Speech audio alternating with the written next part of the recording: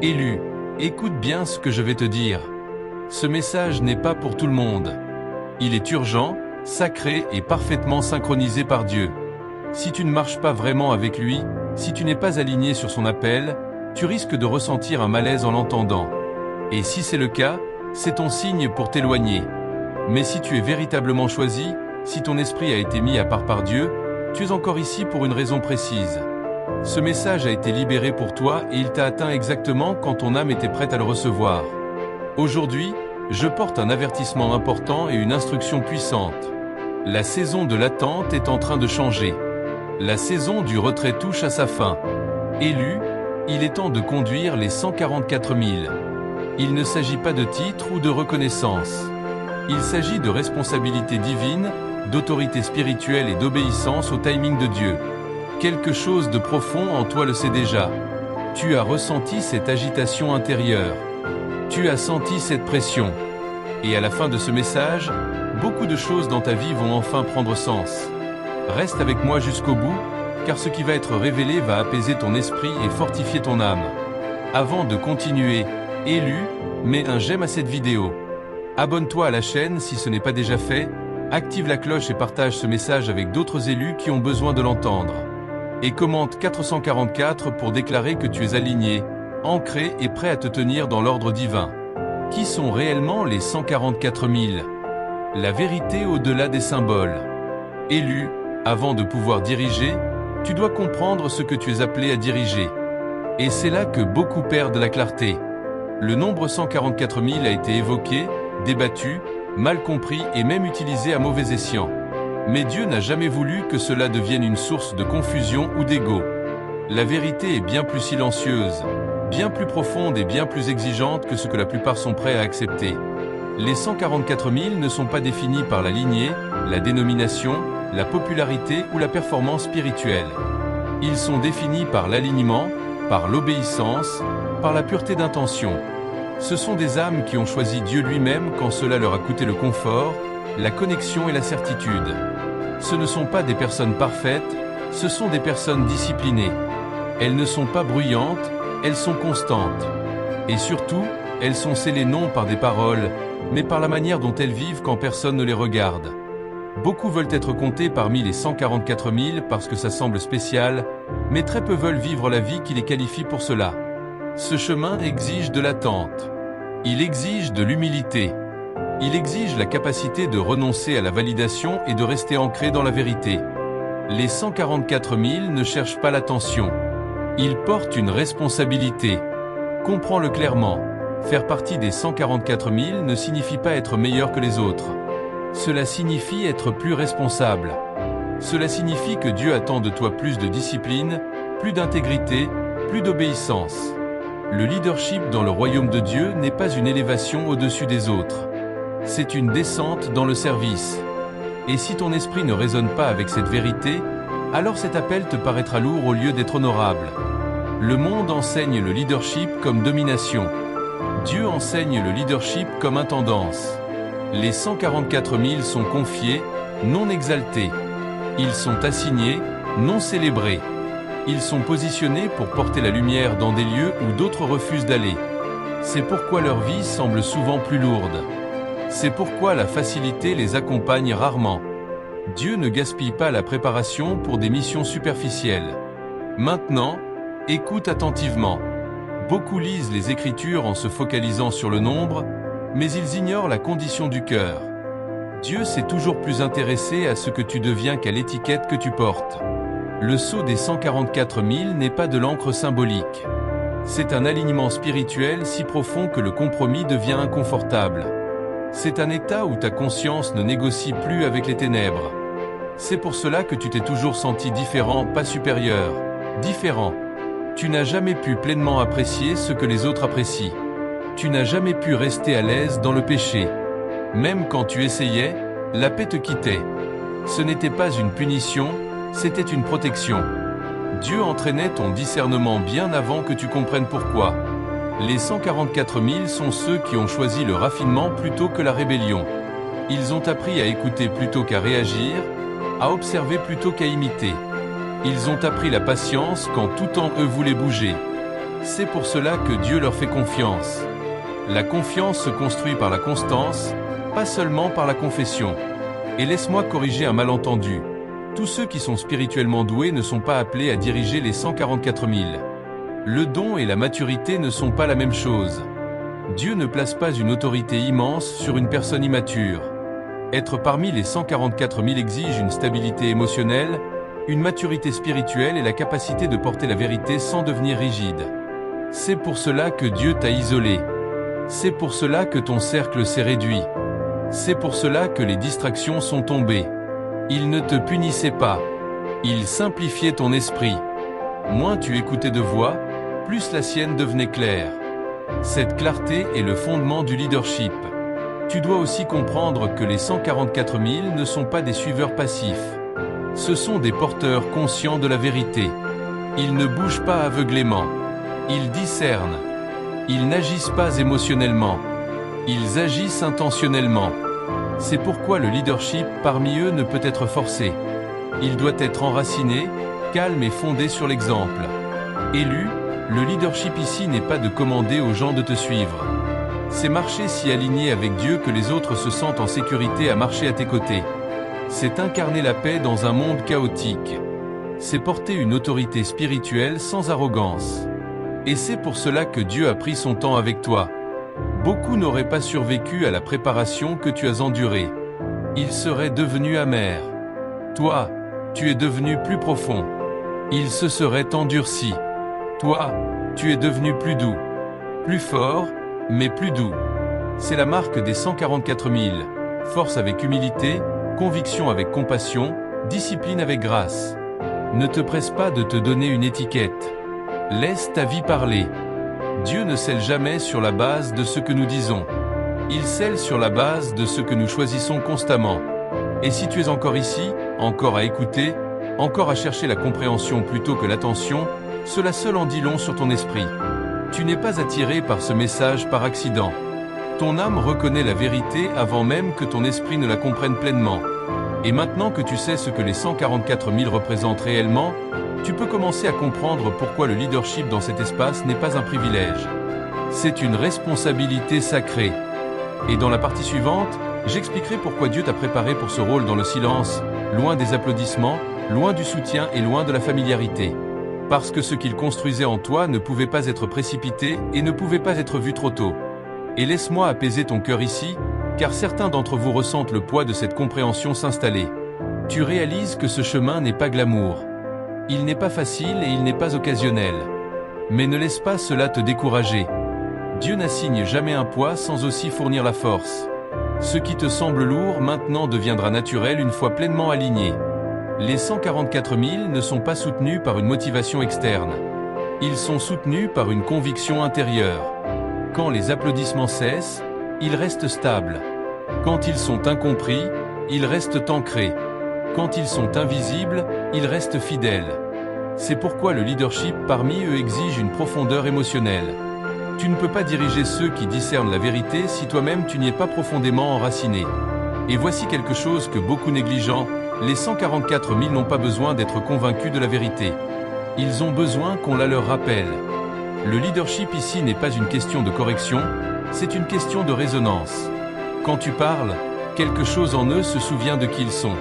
C'est pour cela que Dieu a affiné ta voix. C'est pour cela qu'il a affiné ton silence. Si tu t'es déjà demandé pourquoi les conversations superficielles t'épuisaient, pourquoi les connexions peu profondes te semblaient vides, pourquoi le bruit perturbait ton esprit, maintenant tu comprends. Ton âme a été entraînée pour la profondeur, et la profondeur est requise pour diriger ceux qui marchent étroitement avec Dieu. Ce n'est pas une coïncidence, c'est une confirmation. Pourquoi as-tu été préparé dans le silence? Élu, c'est la partie où beaucoup d'émotions remontent à la surface. Car quand tu regardes en arrière ta vie, un schéma devient impossible à ignorer. Dieu ne t'a pas préparé dans les foules. Il t'a préparé dans le silence. Il ne t'a pas formé dans le confort. Il t'a formé dans la séparation. Et pendant longtemps, tu n'as pas compris pourquoi. Il y a eu des saisons où tu t'es senti caché, des saisons où ta voix n'était pas entendue, des saisons où ta loyauté a été payée par la trahison, où ta sincérité a été accueillie par l'incompréhension et où ton obéissance semblait ne produire aucune récompense visible. Ce silence n'était pas une absence, c'était une intention. Dieu faisait une œuvre profonde qui ne pouvait pas survivre à la distraction. Tu vois, la préparation publique construit la performance.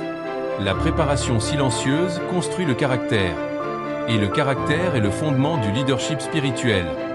Dieu ne placera jamais l'autorité sur quelqu'un dont le monde intérieur est instable. Alors avant de te confier de l'influence, il t'a confié la solitude.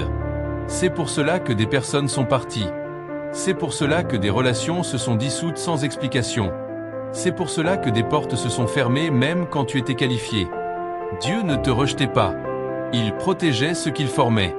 Certaines personnes ne pouvaient pas rester parce qu'elles auraient interféré avec le processus. D'autres ne pouvaient pas comprendre parce qu'elles n'étaient jamais destinées à comprendre. Le silence t'a dépouillé. Il t'a dépouillé des fausses identités.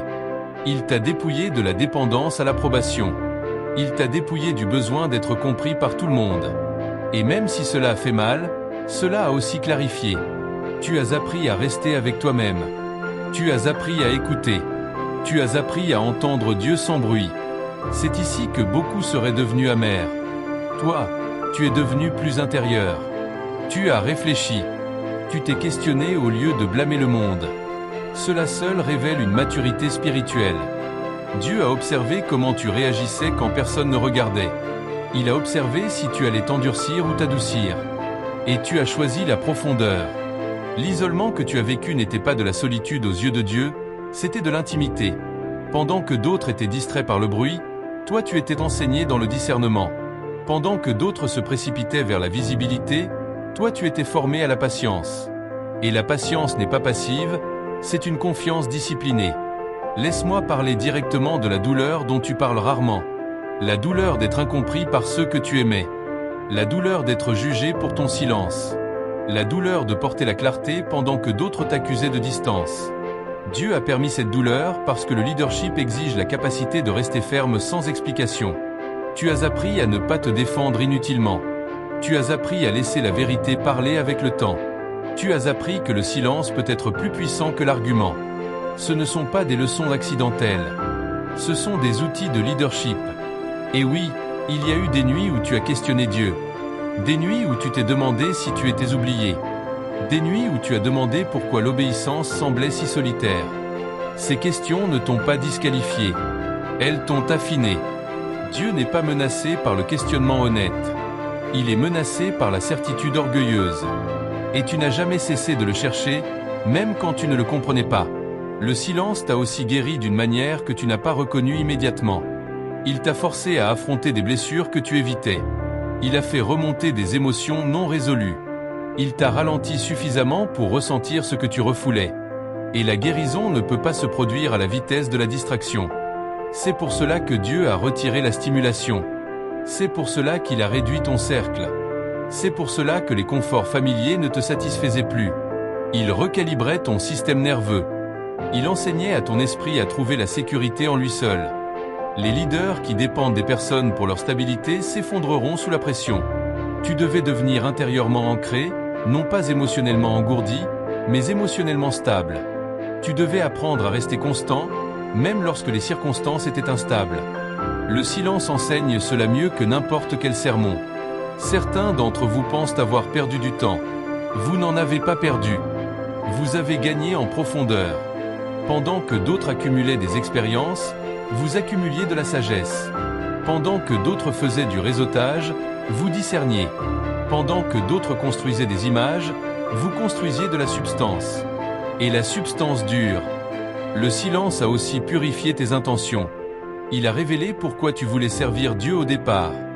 Était-ce pour être vu ou pour être aligné? Quand personne ne t'affirmait, quand personne n'applaudissait, quand personne ne reconnaissait ta fidélité, tu es resté. Cette réponse seule dit tout à Dieu. C'est pour cela que Dieu te fait confiance. La confiance ne se construit pas par des déclarations bruyantes. Elle se construit par une constance silencieuse, par l'obéissance sans récompense, par la fidélité sans reconnaissance. La préparation dans le silence a aussi affûté ton discernement. Tu es devenu plus observateur, plus sensible. Tu as remarqué les changements d'énergie. Tu as appris à lire entre les mots. Tu as appris que tout ce qui est dit n'est pas vrai et que tout ce qui est silencieux n'est pas vide. Cette conscience est essentielle pour diriger des personnes spirituellement conscientes. Les 144 000 ne peuvent pas être dirigés par l'impulsion émotionnelle. Ils ont besoin de leaders capables de ressentir sans réagir, de leaders capables de faire une pause sans paniquer, de leaders capables de tenir l'espace sans contrôler. Le silence t'a enseigné tout cela. Et dis-le clairement, le silence se termine non parce que tu as exigé qu'il se termine, mais parce que tu as mûri en lui. Dieu ne libère pas les leaders quand ils sont fatigués d'attendre. Il les libère quand l'attente ne les contrôle plus. Tu n'as plus besoin de validation externe pour te sentir en sécurité. Tu n'as plus besoin de réassurance constante pour rester fidèle.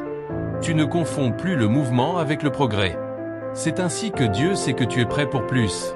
Alors, si tu t'es déjà demandé pourquoi ton parcours semblait plus lent, plus lourd et plus solitaire que celui des autres, maintenant tu comprends. Dieu ne te retardait pas, il t'approfondissait. Et la profondeur est non négociable pour ceux qui sont appelés à diriger les 144 000. Dans la partie suivante, j'expliquerai la différence entre être appelé et être envoyé. Car beaucoup reçoivent l'appel, mais seuls ceux qui ont été préparés dans le silence sont dignes de confiance pour le timing. Et il y a encore une vérité que tu dois entendre, car elle apporte la paix aux parties de toi qui font encore mal. Le silence était aussi Dieu t'enseignant à l'entendre sans urgence. Avant, tu pouvais précipiter des décisions, réagir émotionnellement. Mais dans le calme, tu as appris à faire une pause. Tu as appris à attendre que la clarté s'installe au lieu de forcer les résultats. Cette retenue n'est pas une faiblesse, c'est de la sagesse. Le silence a entraîné ton système nerveux à rester calme dans l'incertitude. C'est pour cela que le chaos ne t'excite plus et que le drame ne t'attire plus. Tu as dépassé le bruit. Tu recherches la substance, la vérité et le calme. Ce désir n'est pas un retrait, c'est un raffinement. Et remarque ceci, le silence ne t'a pas rendu plus froid, il t'a rendu plus compatissant. Tu es devenu plus lent à juger et plus rapide à comprendre. Tu as appris que les gens agissent à partir de leurs blessures, pas seulement de leurs intentions. Les leaders qui manquent de compassion deviennent contrôlants. Les leaders façonnés dans le silence deviennent sécurisants. Alors ne ressens pas de ressentiment envers les saisons de calme. Elles étaient des salles de classe sacrées. Chaque prière restait sans réponse, chaque percée retardée, chaque matin silencieux façonnait ta posture intérieure. Dieu ne te préparait pas à impressionner les gens. Il te préparait à les porter. Et maintenant, alors que le bruit revient lentement, tu remarqueras quelque chose. Il ne te contrôle plus parce que tu as été formé dans l'immobilité. La différence entre être appelé et être envoyé. Élu, c'est ici que la clarté remplace la confusion. Beaucoup de personnes savent qu'elles sont appelées par Dieu, mais très peu comprennent quand elles sont envoyées. Et mal comprendre cette différence est ce qui provoque l'épuisement, la frustration et la déception spirituelle. Tu as été protégé de cela même quand cela ressemblait à un retard. Un appel est une invitation. L'envoi est une autorisation. Dieu appelle beaucoup de cœurs, mais il n'envoie que ceux qui sont prêts à porter la responsabilité sans perdre l'alignement. L'appel t'éveille, l'envoi te positionne. Et entre ces deux moments se trouve une préparation qui ne peut pas être évitée. Tu savais que tu étais appelé bien avant maintenant. Tu l'as ressenti tôt. Tu as senti que ta vie portait un but au-delà de la simple survie. Cette conscience ne venait pas de l'ambition, elle venait de la reconnaissance. Ton esprit a reconnu la voix de Dieu avant même que ton mental ne puisse l'expliquer.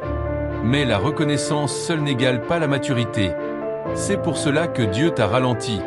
Quand quelqu'un est envoyé trop tôt, il s'appuie sur la passion plutôt que sur la sagesse. La passion brûle vite. La sagesse soutient. Dieu ne cherchait pas à faire taire ta passion. Il lui enseignait la discipline.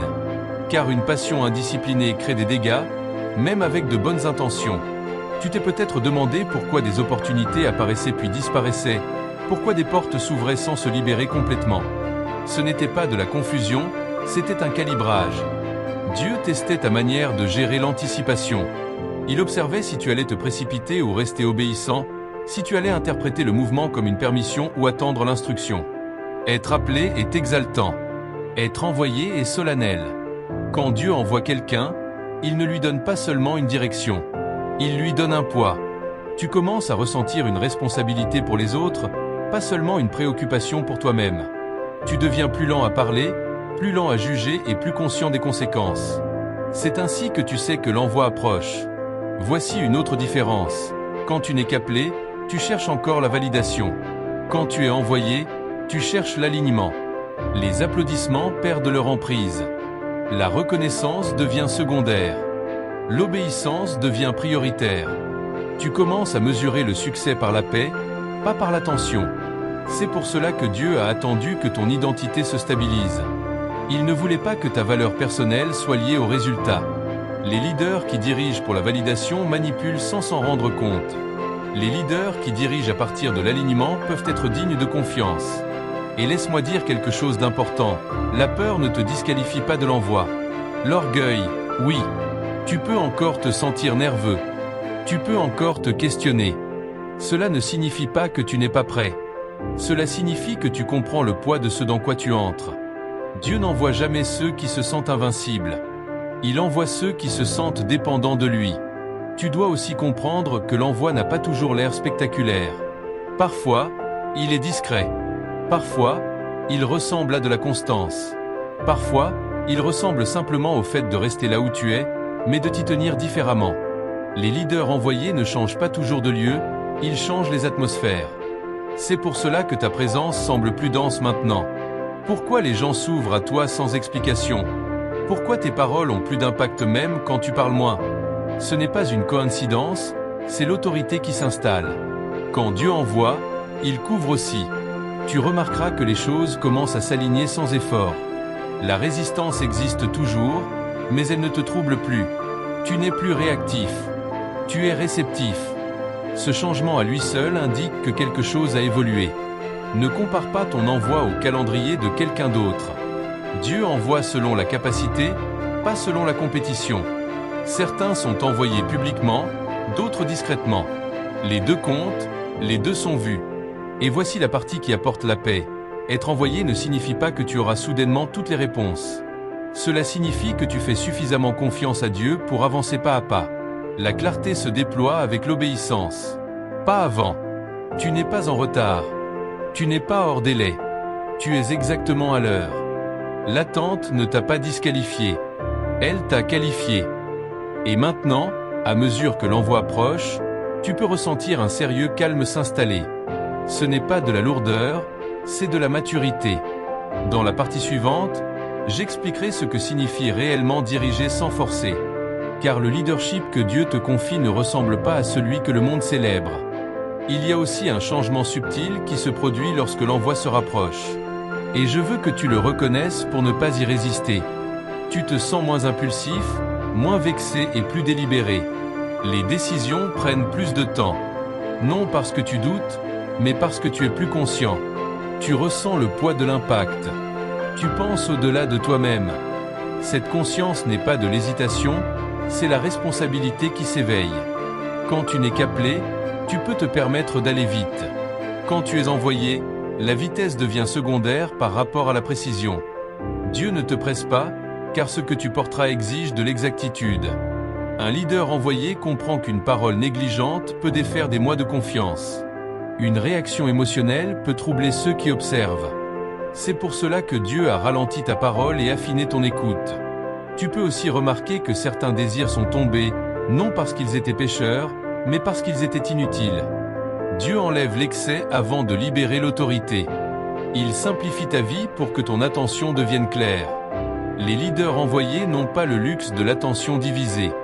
Un autre signe de l'envoi est celui-ci, tu cesses d'essayer de prouver ton appel. Tu cesses de t'expliquer. Tu cesses d'avoir besoin que les autres soient d'accord avec toi. Non par orgueil, mais par paix. Tu réalises que la validation n'est pas nécessaire quand l'instruction est claire. Cette confiance tranquille n'est pas de l'arrogance, c'est de l'abandon. Et enfin, comprends ceci, être envoyé ne signifie pas que tu ne feras plus jamais de pause. Dieu envoie par saison. Il fait avancer puis stabilise. Il fait bouger puis enracine. N'interprète pas les futurs silences comme une régression. Même les leaders envoyés retournent au silence pour un recalibrage. Donc si tu te sens à la fois calme et sérieux, si tu te sens moins pressé mais plus concentré, si tes prières sont devenues plus simples mais plus profondes, ce n'est pas de la confusion, c'est de l'alignement. L'appel a mûri, l'envoi se déploie et tu réponds exactement comme tu le dois. Ce que signifie diriger sans forcer. Élu, c'est ici que la manière de diriger de Dieu se sépare complètement de celle du monde. Car ce pourquoi tu es préparé ne peut être soutenu par la pression, le contrôle ou la domination. Le leadership dans lequel tu entres est calme, stable et profondément enraciné. Et si tu essaies de diriger par la force, tu t'épuiseras et tu troubleras ceux que tu es censé guider. Dieu ne dirige jamais par la peur, il dirige par la vérité. Et la vérité n'a pas besoin de crier. Beaucoup associent le leadership à une autorité qui exige l'obéissance. Mais le leadership spirituel invite à l'alignement. Il ne contraint pas, il ne manipule pas, il ne se précipite pas. Diriger les 144 000 exige une présence suffisamment ancrée pour être digne de confiance et non suffisamment intense pour intimider. Tu as déjà appris cela sans même t'en rendre compte. Réfléchis à la façon dont ton approche des gens a changé. Tu ne ressens plus le besoin de convaincre. Tu ne débats plus pour être compris. Tu parles quand cela compte et tu restes silencieux quand les mots dilueraient la vérité. C'est cela diriger sans forcer. La force vient de l'insécurité. Le contrôle vient de la peur de perdre l'influence. Dieu enlève les deux avant de libérer l'autorité. C'est pour cela qu'il a guéri ton besoin d'avoir raison. C'est pour cela qu'il a affaibli ton attachement aux résultats. Les leaders qui doivent contrôler les résultats ne peuvent pas prendre soin des personnes. Le leadership que Dieu te confie agit par l'exemple. Ta constance parle plus fort que tes instructions. Ta paix enseigne plus que tes paroles. Les gens ne sont pas attirés par ta certitude. Ils sont attirés par ta stabilité. Dans un monde instable, la stabilité est rare et ce qui est rare a de la valeur. Diriger sans forcer signifie aussi comprendre les limites. Tout le monde n'a pas besoin d'avoir accès à toi. Chaque question n'a pas besoin d'une réponse. Chaque opportunité n'a pas besoin d'un oui. Les limites ne sont pas des murs. Ce sont des cadres qui protègent la clarté. Dieu t'a enseigné les limites dans le silence afin que tu ne confondes pas la compassion avec l'autotrahison. Ceci est important. Écoute attentivement. Tu ne peux pas diriger des personnes spirituellement conscientes en les dominant émotionnellement. Les 144 000 discernent l'énergie avant les mots. Ils ressentent l'intention avant l'instruction. Si ton monde intérieur est agité, ils le sentiront. Si ton esprit est ancré, ils lui feront confiance. C'est pour cela que Dieu a passé tant de temps à te stabiliser émotionnellement. Diriger sans forcer exige la maîtrise de soi. Tu as appris à faire une pause au lieu de réagir. Tu as appris à ressentir sans être gouverné par l'émotion. Tu as appris à rester présent sans absorber le chaos. Ce ne sont pas des traits de personnalité, ce sont des disciplines spirituelles. Tu as peut-être remarqué que les gens viennent maintenant vers toi quand ils sont dépassés, pas quand ils sont excités. Ce n'est pas une coïncidence. Dieu positionne les leaders là où la régulation est nécessaire, pas là où l'excitation est la plus bruyante. Tu apportes du calme dans des espaces où l'anxiété domine. C'est cela l'autorité. Diriger sans forcer signifie aussi savoir quand ne pas s'engager. Le silence n'est pas de l'évitement quand il est intentionnel. Parfois, ton refus de réagir est précisément ce qui interrompt des schémas malsains. Les gens remarquent quand tu ne participes plus au chaos. Cette absence parle. Tu apprends également à porter l'autorité sans charge émotionnelle. Tes paroles ne viennent plus de la frustration ou de l'urgence, elles viennent de la clarté. Et la clarté a du poids. Quand tu parles calmement de quelque chose de sérieux, les gens écoutent différemment. Ils ressentent la vérité au lieu d'y résister. C'est pourquoi Dieu a affiné tes réponses émotionnelles. Tu n'augmentes plus ton énergie pour être entendu. Tu fais confiance à la vérité pour tenir debout par elle-même. Cette confiance est une preuve de maturité. Et enfin, comprends ceci. Diriger sans forcer ne signifie pas que tu ne confronteras jamais. Cela signifie que lorsque tu le feras, ce sera clair et net. Pas d'agenda caché, pas de résidus émotionnels, seulement la vérité délivrée avec stabilité. Ce type de confrontation guérit au lieu de blesser. Tu n'as pas été formé pour écraser, tu as été formé pour stabiliser. Et la stabilité est la forme la plus élevée de leadership en temps d'incertitude. Le changement intérieur qui se produit en ce moment. Élu, cette partie exige de l'honnêteté car ce que tu vis actuellement peut sembler inhabituel, voire déstabilisant si tu ne le comprends pas. Quelque chose en toi se transforme, pas bruyamment, pas de manière spectaculaire, mais profondément. Et si tu ne le nommes pas correctement, tu pourrais confondre l'alignement avec l'anxiété et la préparation avec l'agitation. Ce que tu ressens n'est pas de la confusion, c'est un recalibrage. Tu as peut-être remarqué que ta tolérance à certaines choses a changé. Des conversations qui te divertissaient autrefois te paraissent maintenant vides. Des environnements qui te dynamisaient auparavant t'épuisent désormais. Même des objectifs que tu poursuivais autrefois n'ont plus le même attrait.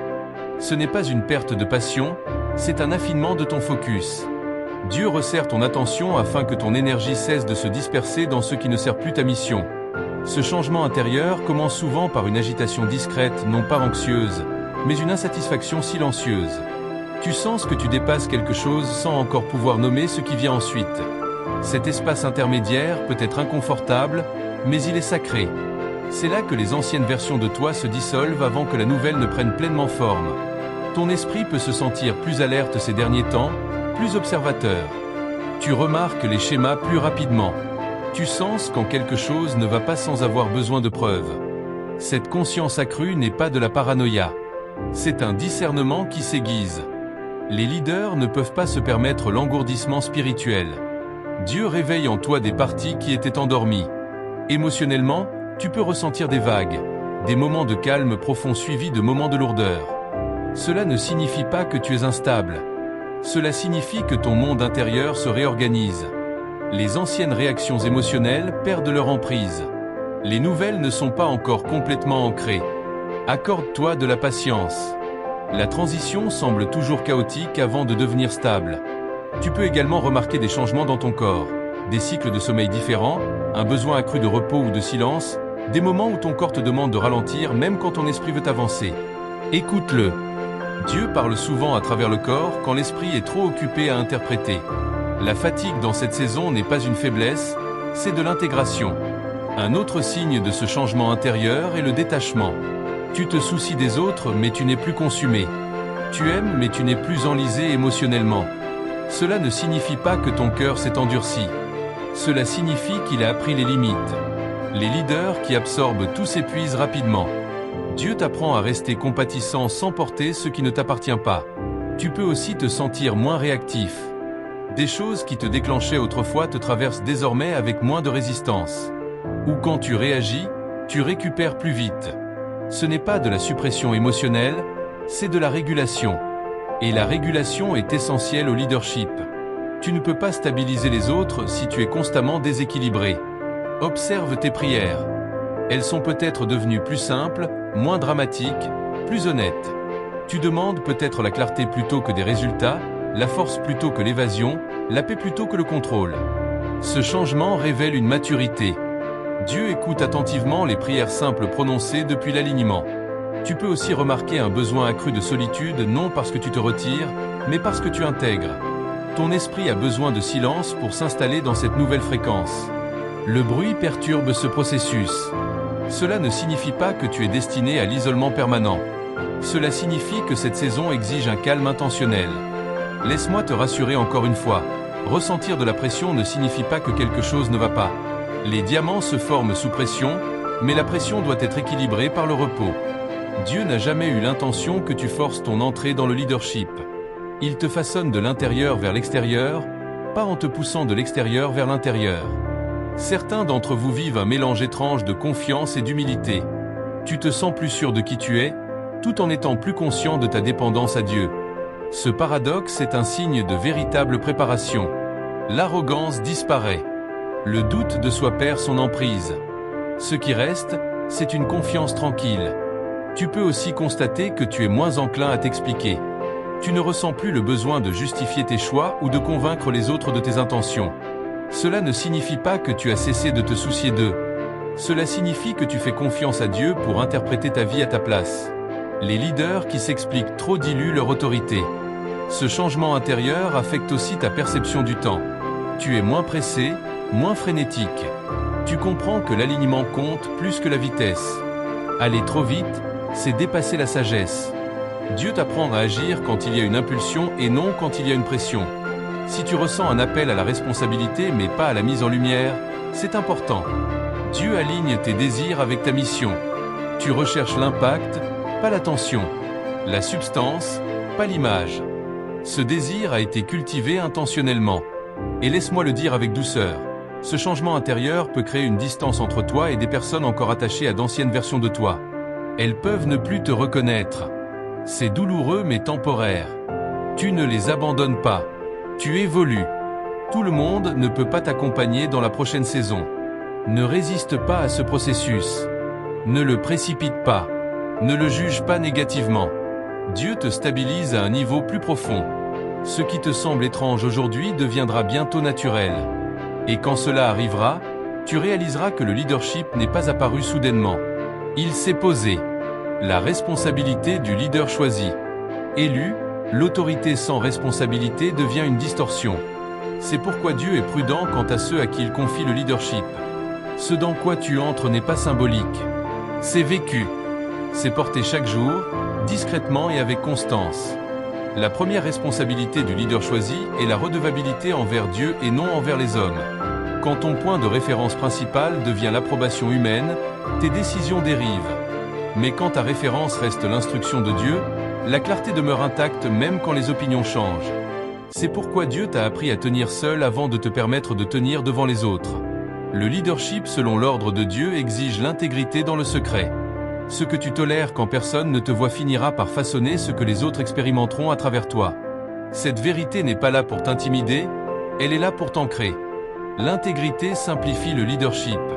Tu n'as plus besoin de gérer des images quand ta vie intérieure est alignée. Une autre responsabilité est la gestion émotionnelle. Tu es responsable de tes réactions, pas des réponses des autres. Tu rencontreras des projections, des incompréhensions et des résistances. La façon dont tu te tiens dans ces moments enseigne plus que n'importe quelle parole. Une présence calme sous pression construit la confiance plus vite que toute explication. Le leadership choisi exige aussi la constance, pas l'intensité. La constance, n'importe qui peut être intense pendant une saison, peuvent rester stables dans le temps. Dieu valorise l'endurance plus que les élans passagers. C'est pourquoi il a affiné tes habitudes, tes rythmes et tes limites. Tu n'es pas destiné à impressionner. Tu es destiné à être fiable.